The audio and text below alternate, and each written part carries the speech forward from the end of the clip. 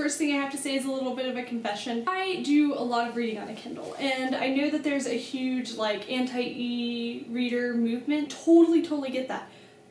But this summer I spent a lot of time in Europe, and so I was in France for like 6 weeks and then just traveled around and then came to America and did a bunch of traveling. And meanwhile I was trying to reread the entire Lord of the Rings trilogy. Freaking huge. And hauling this around in my luggage got really old really fast. And I wanted to bring it back because I like this book, right? So it's like when I can choose to haul one book around and it be the bane of my existence, or haul around this cute little thing here and have infinite books, it's a really easy decision for me to make. So I totally understand the want to hold books in your hand, like actual physical books that you can write in or not write in, because I don't. I really like my books pristine. But also, ease, man. You just touch it, turns a page, it's totally awesome. And also books on the Kindle are super cheap. The next thing I kind of want to talk about are books that I'm currently reading, because I'm one of those people who can't just read one book at once. I put my fingers in a lot of pies and squish them around a bit. So, I'm currently reading A Clash of Kings, which is the second book in A Song of Ice and Fire by George R.R. Martin. And I don't know if you've read it, and I don't like saying things about a book while I'm reading it because then later I'll just look stupid because I hate characters that turn out to be good and things like that. But I just want to say that I've never watched a TV show, and I don't really look on Tumblr that much, but there's a lot of Lady Catelyn hate. I just have to say, like, Catelyn Stark is a bamf.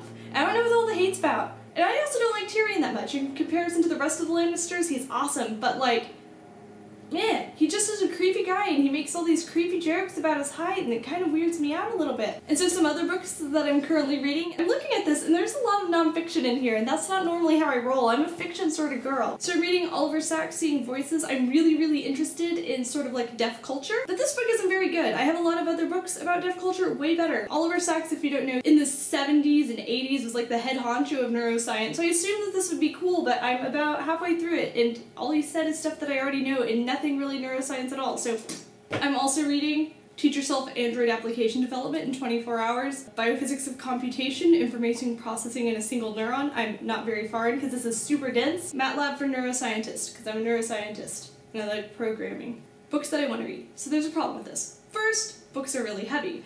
And second, I move from school back home every summer, and that's a 9-hour-ish drive.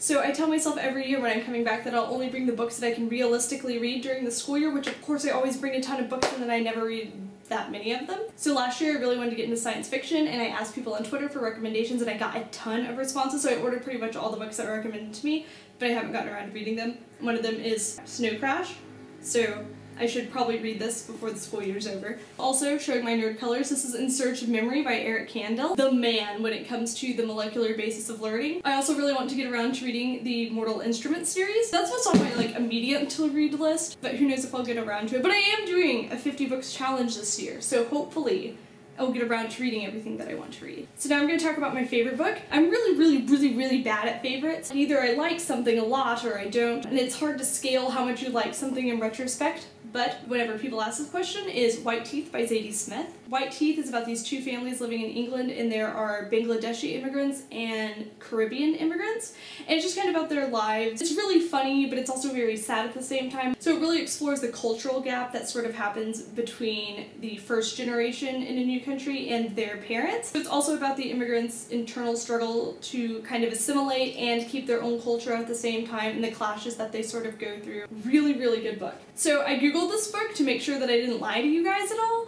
and I just found out that it was actually made into a miniseries, which I had no idea. And so it's 4 episodes long, and so it's like, there goes my weekend. That's all for books, but I kind of want to say that I do read a lot of fan fiction. Fanfic is just so good. But we'll talk about that in the fandom video that should be coming up in a few weeks. So yeah, I'll see you guys in 11 days.